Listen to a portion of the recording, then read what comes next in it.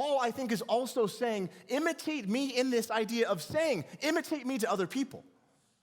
Like, there's this reality that you as a follower of Jesus should be at a certain level, be able to say to someone else, imitate me, follow me as I follow Christ. And that doesn't need to be boastful or prideful or arrogant, but recognizing that, yes, you perhaps do have a long way to go, that you're still pressing forward, you're still pressing into Christ, you're constantly maturing and growing.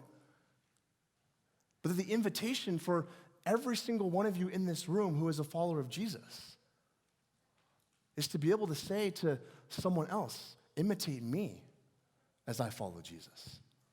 It's not just reserved for like an elite bunch or a select group.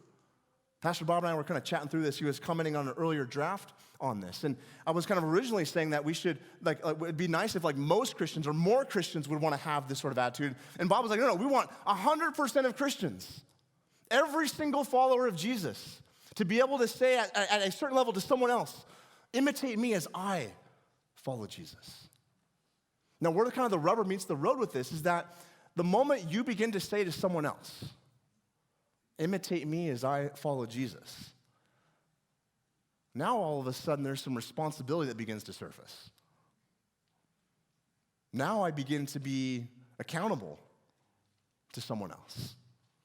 Now I have to expose and share kind of the junk in my life and the areas of my life that maybe don't fully align with the way of Jesus. And maybe that's a little bit scary and that's a little bit intimidating, and perhaps maybe that's why we might kind of be hesitant towards this idea of saying these words, as Paul is saying, imitate me.